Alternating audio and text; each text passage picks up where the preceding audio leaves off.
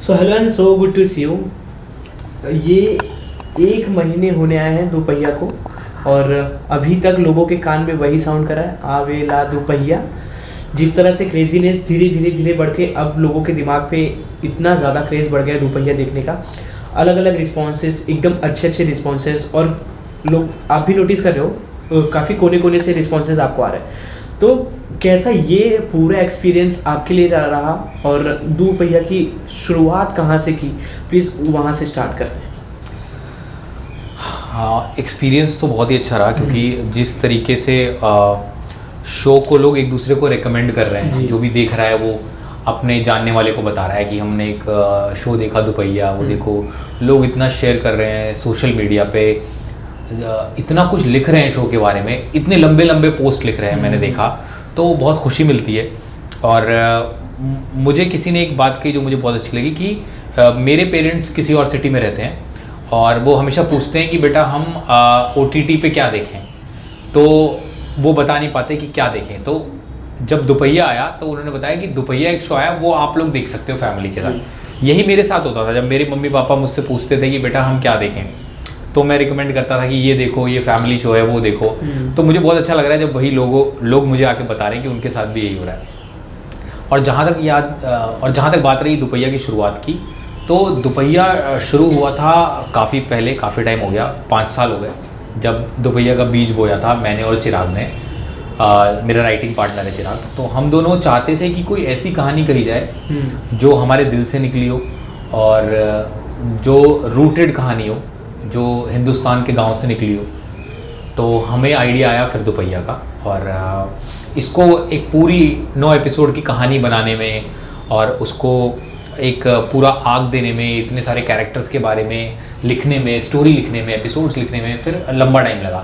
लेकिन इसकी शुरुआत हुई थी, मुझे याद है 2020 में, जब हम दोनों डिस्कस कर रहे थे कि कुछ ऐसा शो बनाया जाए जिसमें कॉमेडी भी हो और कुछ ऐसी बातें हों जो कि हम लोगों तक पहुंचाना चाहते हैं और जो समाज के लिए बहुत ज़रूरी है। और दोपहिया की नाम लेते ही मुझे इतने सारे सवाल आपसे पूछने के लिए आ रहे हैं, टाइम कहीं कम ना पड़ जाए।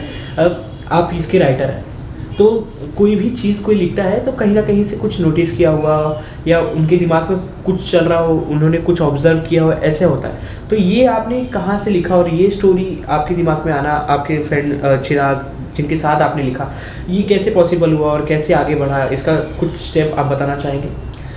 एक्चुअली मैं गोरखपुर से हूँ और चिराग अलवर से। तो हम दोनों ही ऐसी जगह से आते हैं कि हमने स्मॉल टाउन के लोगों को देखा है, वहाँ की समस्याओं को देखा है, वहाँ पे लोग किस तरीके से ना चाहते हुए भी इतने ह्यूमरस होते हैं कि उनकी बातों पे हंसी आती है, उनके साथ बैठने का, बात करने का मन करता है, ऐसा लगता है घंटों घंटों बैठ के बात की जाए। तो वो तो डेफिनेटली हमारी लाइफ का एक्सपीरियंस है, वहाँ से आया है। लेकिन मैं क्योंकि काफ़ी गोरखपुर जाता रहता हूँ और मैंने काफ़ी वहाँ शादियाँ देखी हैं अपने परिवार में, परिवार से बाहर, तो मैंने कहा वहाँ एक बहुत चलन था कि भाई लड़के को शादी में दोपहिया तो चाहिए, बिना दोपहिया के तो शादी नहीं होगी। जो नहीं भी करना चाह रहा है, अगर उसको दोपहिया मिल जा रहा है तो वो राज़ी हो जा रहा है।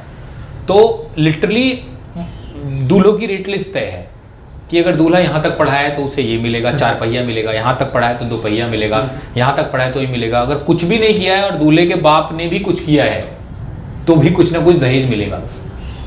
तो वो सबसे पहली चीज़ थी कि यार इसके अराउंड अगर कुछ किया जा सके तो बहुत अच्छा रहेगा।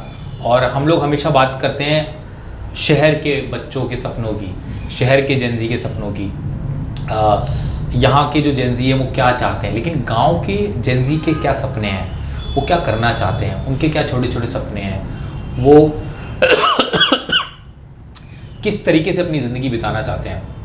और उसके बीच में ये सारी समस्याएं, चाहे वो दहेज की है, चाहे फिर वो इसकी है कि गांव में चोरी हुई है, या गांव के लोग कैसे हैं उनके आसपास की। तो उस सब को मिलाकर चिराग और मैंने कोशिश की कि हम एक ऐसी कहानी बनाएं जिसमें हम एक पूरा समा बांध सकें, जिसको देख के लोग एंजॉय करें, जो कि एक बहुत अच्छा मैसेज हो, जो कि कॉमेडी के रैपर में रैप्ड हो। बिल्कुल, और वो मैसेज लोगों तक गया। पर आपसे हम जानना चाहेंगे कि दहेज प्रथा, आप भी यूपी से, मैं भी यूपी से हूँ, हमें भी पता है ये तो अब भी चल रही है। एजुकेशन बढ़ने की वजह से लोग उतनी खुल के नहीं बात कर पा रहे कि हमें दहेज चाहिए, बट कहीं ना कहीं लोगों को दिखाने के लिए 2 पहिया नहीं तो 4 पहिया तक काफ़ी मांग हो जाती है। ये किस हद तक सही है और ये आगे बढ़ना चाहिए, कहीं ख़त्म होना चाहिए? आपकी तरफ से क्या राय है आपकी? ये तो बिल्कुल ही गलत है, सही तो कहीं से भी नहीं है। हाँ। लेकिन लोग ना सिर्फ एक चीज़ पे फोकस करते हैं, वो कहते हैं कि यार दहेज लेना गलत है। लेकिन उसी में एक और सेंटेंस भी है कि दहेज लेना और देना दोनों पाप है, जैसा कि कहा जाता है। बिल्कुल। तो हमने उस चीज़ को भी टच करने की कोशिश की है। मेरी नज़र में बिल्कुल ही गलत है, क्योंकि लेकिन सब लोग ना एक ही चीज़ पे ध्यान देते हैं कि दहेज लेना पाप है। लोग ये भूल जाते हैं कि देना भी पाप है।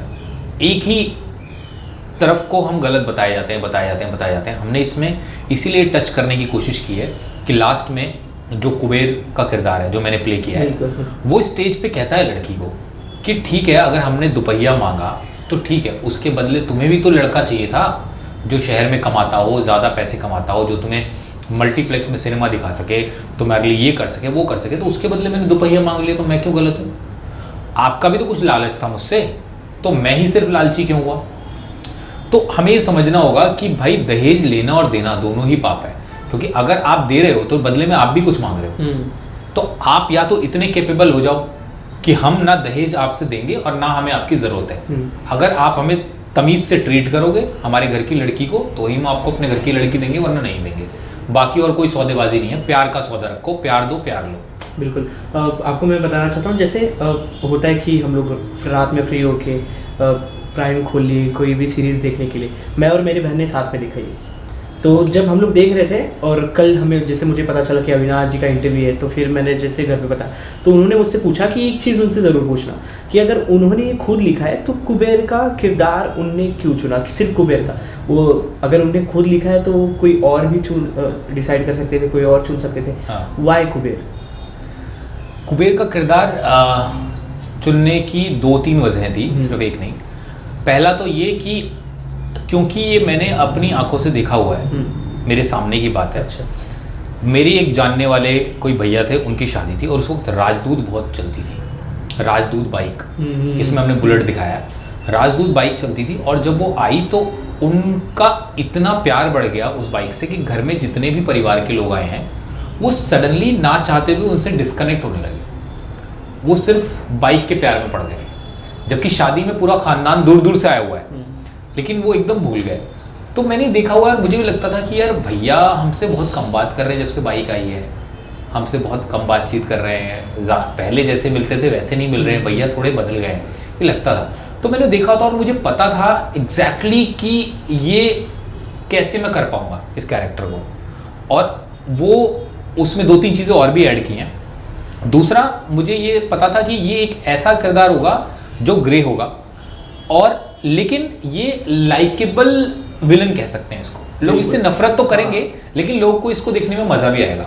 और ऐसा कैरेक्टर बहुत कम लिखा भी जाता है, और बहुत ही अच्छी किस्मत होती है जब एक्टर को प्ले करने को मिल जाता है। लेकिन उसके लिए भी मुझे इसको ऑडिशन देना पड़ा। अच्छा। हाँ, ऑडिशन दिया है, उसके बाद मुझे ये मिला है, लेकिन मैं ये करना चाहता था। तो ये तो काफ़ी इंटरेस्टिंग है। राइटर ने एक ऑडिशन दिया, तो किसके सामने दिया और कैसे सिलेक्ट हुए? वो ऑडिशन मैंने रिकॉर्ड किया। और ये भी बहुत ही इंटरेस्टिंग चीज़ थी कि जिस सीन को आज तक जितने भी ऑडिशन दिए वो कास्टिंग डायरेक्टर ने भेजे, किसी राइटर ने लिखे थे और मैंने परफॉर्म किया। अब एक सीन है जो मैंने ही लिखा है बिल्कुल, और मुझे ही ऑडिशन करना है। तो मुझे लगा था बहुत आसान होगा, लेकिन बहुत मुश्किल हो गया, क्योंकि मैं भूल नहीं पा रहा था, अनलर्न नहीं कर पा रहा था कि मैंने लिखा है। और जब तक मैं उसको भूलूंगा नहीं मैंने लिखा है, तब तक मैं एक्टर का एलिमेंट नहीं डाल पाऊंगा उसमें।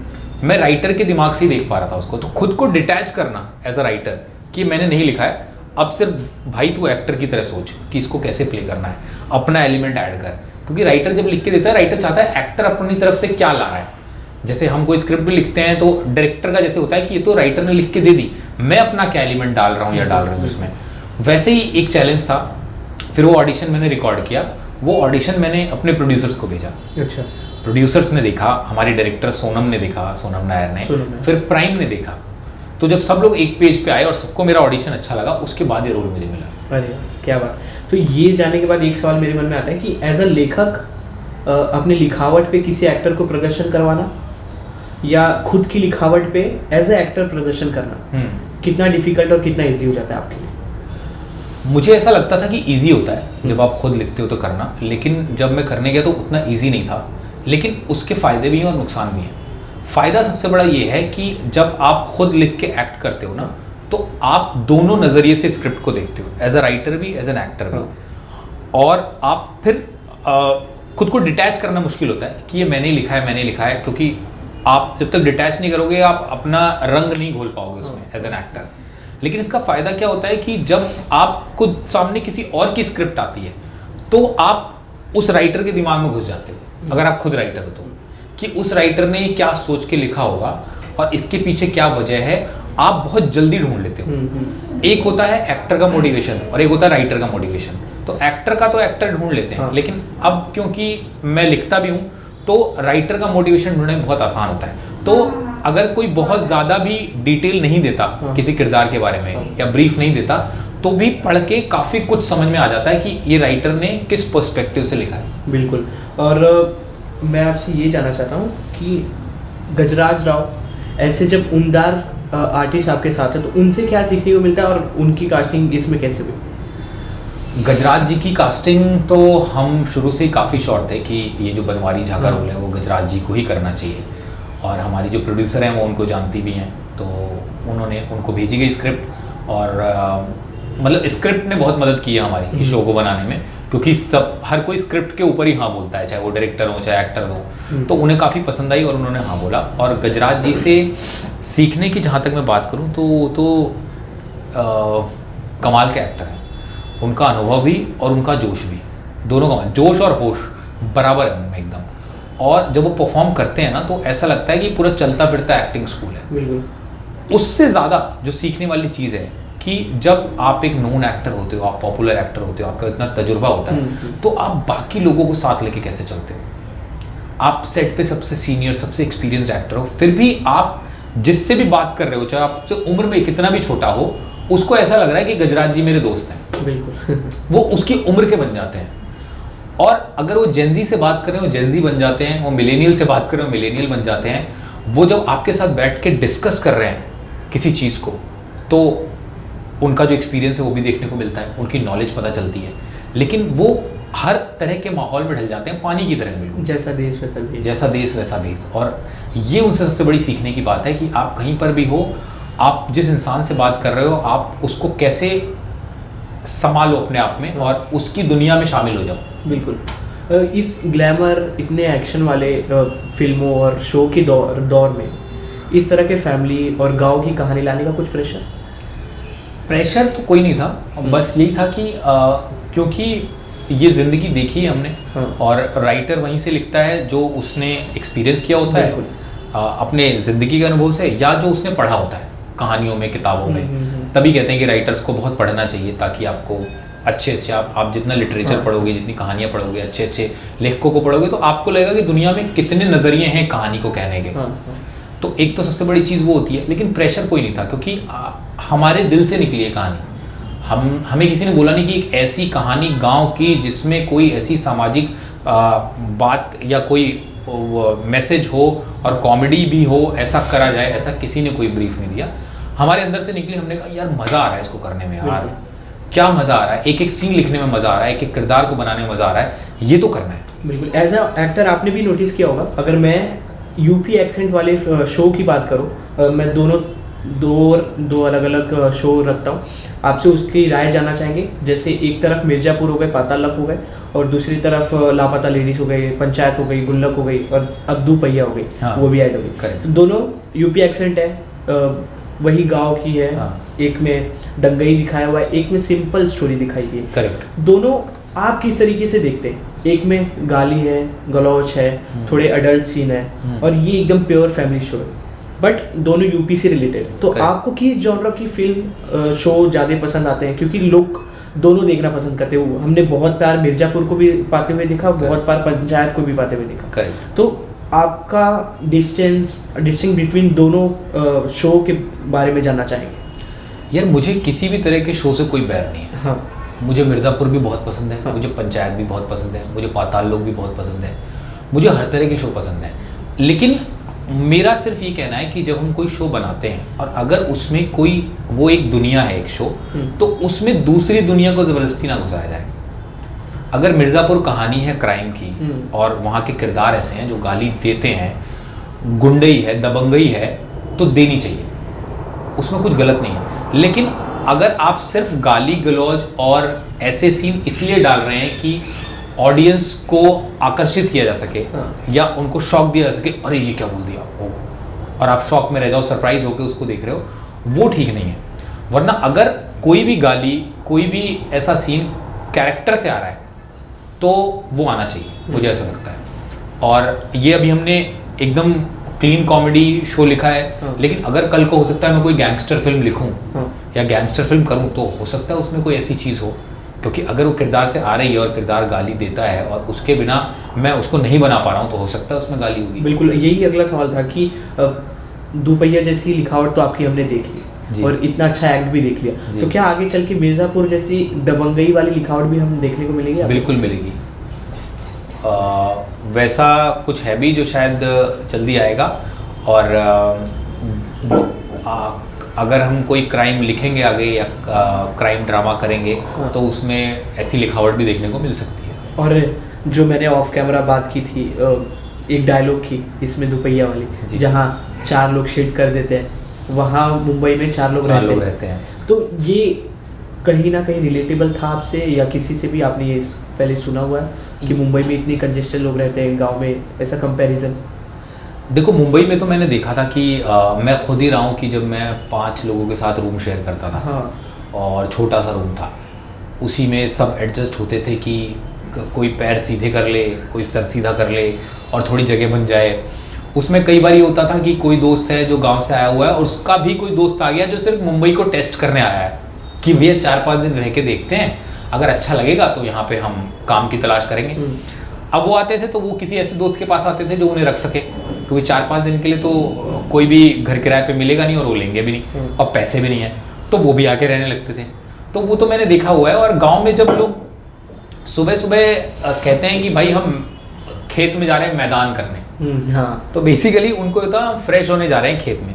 तो वहाँ पर भी मैंने देखा है कि लोग ना अपना मैदान करते हैं, फिर उठते हैं, फिर थोड़ी दूर बैठ जाते हैं, फिर उठते हैं, फिर थोड़ी दूर बैठ जाते हैं, तो वो घूम घूम के मैदान करते हैं। ये उनका वो है। तो वहाँ से वो डायलॉग आया कि यार जहाँ जितनी दूर में यहाँ 4 जगह लोग हक देते हैं, उतनी जगह में सुना मुंबई में 4 लोग रहते हैं। बिल्कुल। तो वही है, वो जो उठ उठ के मैदान करते हैं, उतनी ही जगह में यहाँ पे 4 लोग 5 लोग रहते हैं। बस ये था कि इस सच्चाई को कैसे हम ह्यूमर के थ्रू और हंसी मजाक के थ्रू कह सकें। ये अच्छा, इसका मेन रीज़न आपको कुछ नोटिस किया कि धीरे धीरे ये लोगों को पसंद क्यों आया?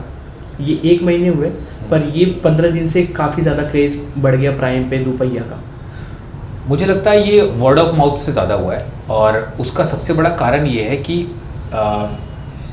एज ए इंसान जब हम कोई चीज़ देखते हैं ना और हमें अच्छी लगती है, तो हम उसे दूसरे को इसलिए रिकमेंड करते हैं क्योंकि उससे ना एक सुपीरियॉरिटी की भी फीलिंग आती है कि ब्रो मैंने एक फिल्म देखी, तूने देखी है क्या? तो बोलेगा नहीं। अरे तू देख यार, तेरा दिल खुश हो जाएगा। और वो मुझे लगता है कि वो सुपीरियॉरिटी की फीलिंग आई है लोगों को दोपहिया देख के, और उन्हें लगा कि हमने कोई कंटेंट देखा है जो कि बहुत अच्छा है, और हमें ये बताना चाहिए लोगों को आगे, क्योंकि हम लोगों को बताएंगे, लोग और देखेंगे, तो लोग हमें बोलेंगे यार थैंक यू, क्या रिकमेंड किया तूने।